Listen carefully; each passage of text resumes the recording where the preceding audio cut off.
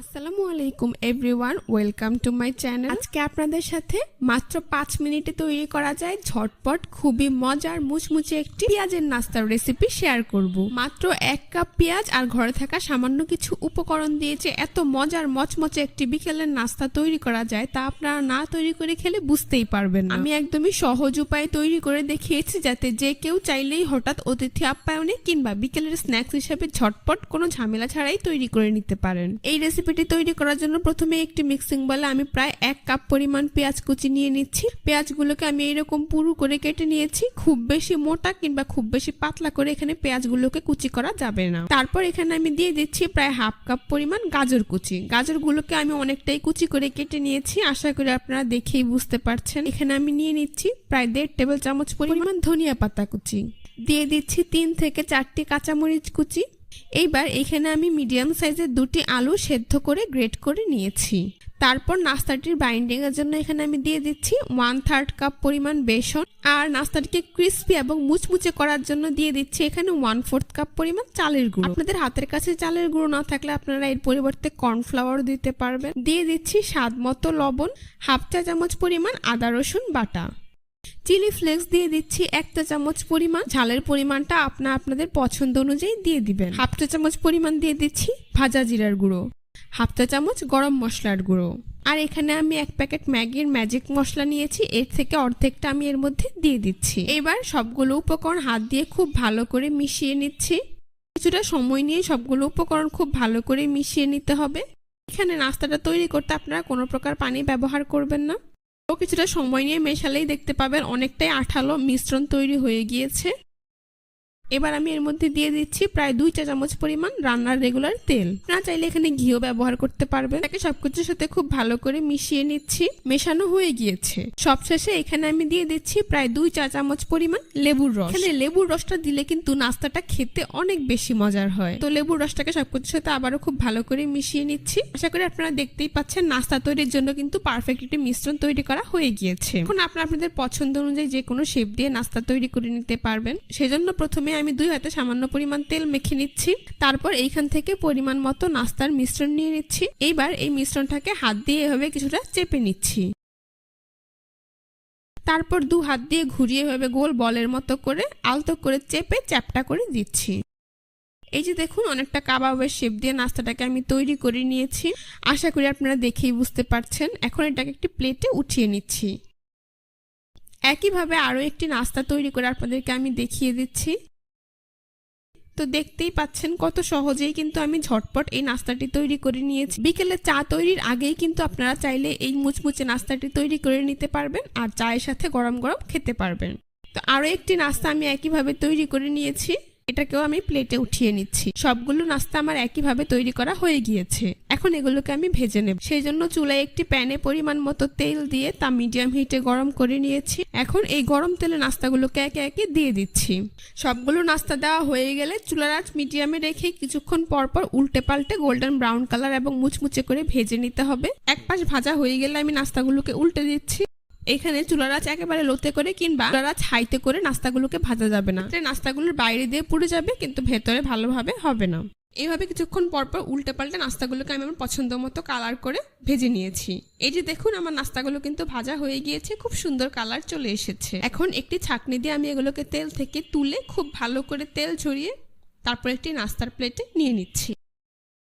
বাকি নাস্তাগুলোকে আমি একইভাবে তেল থেকে উঠিয়ে খুব ভালো করে তেল ঝরিয়ে নিচ্ছি। তারপর আবারও নাস্তার প্লেটে নিয়ে নিচ্ছি।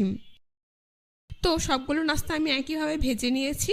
তারপর গরম গরম পরিবেশন করে আপনাদের দেখিয়ে দিই। দেখুন নাস্তাগুলো দেখতে মাশাআল্লাহ কতটা সুন্দর হয়েছে আর খেতেও হয়েছে অসাধারণ। হঠাৎ অতিথি আপ্যায়নে, বিকেলে চায়ের আড্ডায় কিংবা বাচ্চাদের টিফিনে কোনো রকম ঝামেলা ছাড়াই মাত্র 5 মিনিটে তৈরি করে নিতে পারবেন এই স্ন্যাক্সটি। বাইরে ক্রিস্পি আর ভেতরে মজাদার এই নাস্তাটি একবার তৈরি করলে পরিবারের বড় থেকে ছোট সকলেই খুবই পছন্দ করবে। আশা করছি আজকের রেসিপিটা আপনাদের সবার কাছে ভীষণ ভালো লেগেছে। রেসিপিটি ভালো লাগলে অবশ্যই আমার চ্যানেলটি সাবস্ক্রাইব করে পাশে থাকা বেল বাটনটি অন করে দিবেন। সবাই ভালো থাকবেন, সুস্থ আসসালামু আলাইকুম প্রিয় দর্শক, সবাইকে স্বাগতম জানিয়ে শুরু করছি আমার আজকের পর্ব। আজকে আমি আপনাদের শুধুমাত্র চিড়া আর বেসন দিয়ে ভীষণ মজার একটি নাস্তা তৈরি করে দেখাবো। অল্প সময়ে অল্প উপকরণে তৈরি এই নাস্তাটি বাসায় ছোট বড় সকলে খুবই পছন্দ করবে। সকাল অথবা বিকেলের নাস্তা কিংবা বাচ্চাদের টিফিনের জন্য ঝটপট এই নাস্তাটি তৈরি করে নেওয়া যায়। তো চলুন রেসিপিটি দেখে নিচ্ছি। এই রেসিপিটি তৈরি করার জন্য প্রথমে একটি মিক্সিং বলে 1 কাপ পরিমাণ চিড়া নিয়ে নিচ্ছি। এবার এর মধ্যে পরিমাণ মতো পানি দিয়ে চিড়াগুলোকে ধুয়ে নিচ্ছি। 2 থেকে 3 বার পানি চেঞ্জ করে চিড়াগুলোকে পরিষ্কার করে নিতে হবে। তো চিড়া ভালো করে ধুয়ে পরিষ্কার করে পানি ঝরিয়ে নিয়েছি। এখন এর মধ্যে 5 চা চামচ পরিমাণ পানি দিয়ে 4 থেকে 5 মিনিটের মতো ভিজিয়ে রাখবো। 5 মিনিট পর ফিরে আসলাম। দেখুন চিড়াগুলো ফুলে ডাবল হয়ে গিয়েছে। এখন এই চিড়ার মধ্যে 1/2 কাপ পরিমাণ বেসন দিয়ে দিচ্ছি। বেসন চিড়ার সাথে আলতো হাতে মিশিয়ে নিতে হবে। তারপর এর মধ্যে একটি মিডিয়াম সাইজের আলু গ্রেট করে দিয়ে দিচ্ছি। 1/2 কাপ পরিমাণ গ্রেট করা গাজর দিয়ে দিচ্ছি একটি পেঁয়াজ কুচি, 4 থেকে 5টি কাঁচামরিচ কুচি দিয়ে দিচ্ছি। 1 টেবিল চামচ পরিমাণ ধনিয়া পাতা কুচি দিয়ে দিচ্ছি স্বাদ মতো লবণ, 1/4 চা চামচ পরিমাণ চাট মশলা। সবশেষে এর মধ্যে দিয়ে দিচ্ছি 1/4 চা চামচ পরিমাণ ধনিয়ার গুঁড়া। এখন সবগুলো উপকরণ খুব ভালো করে মথে নিয়ে একটি ডোয়ের শেপ দিয়ে নেব।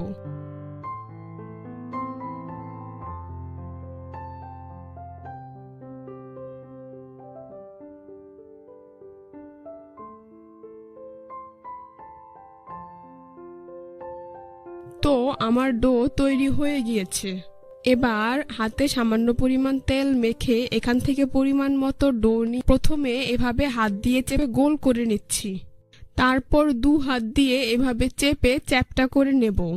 নাস্তাটিকে রাউন্ড শেপ দেওয়ার জন্য এভাবে আঙ্গুলের সাহায্যে চেপে নিচ্ছি।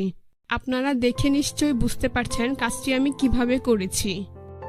এই তো আমার একটি নাস্তা তৈরি হয়ে গিয়েছে।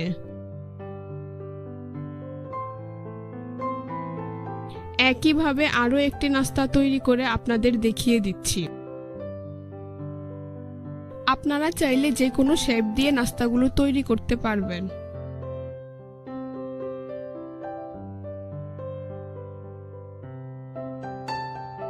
দেখুন আমার আরো একটি নাস্তা তৈরি হয়ে গিয়েছে। এভাবে একে একে আমি সবগুলো নাস্তা তৈরি করে নিয়েছি। এবার এগুলোকে ভেজে নেব। সেজন্য চুলায় একটি ফ্রাই প্যান বসিয়ে পরিমাণ মতো তেল দিয়ে তা মিডিয়াম আঁচে গরম করে নিয়েছি। এবার একে একে নাস্তাগুলো গরম তেলে দিয়ে দিচ্ছি।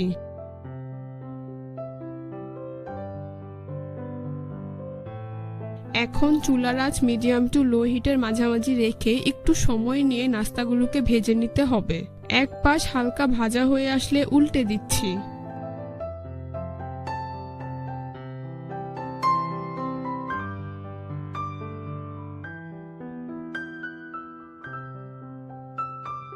এভাবে কিছুক্ষণ পরপর নাস্তাগুলোকে উল্টে পাল্টে গোল্ডেন ব্রাউন কালার এবং ক্রিস্পি করে ভেজে নিতে হবে।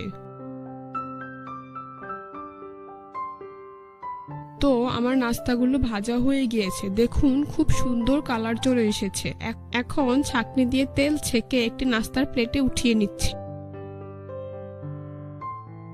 সবগুলো নাস্তা আমি একইভাবে উঠিয়ে নিয়েছি। তারপর পরিবেশন করে আপনাদের দেখিয়ে দিচ্ছি। দেখুন মাশাআল্লাহ নাস্তাগুলো দেখতে কতটা সুন্দর এবং কতটা লোভনীয় হয়েছে। এটা খেতেও কিন্তু দারুণ মজার হয়েছে।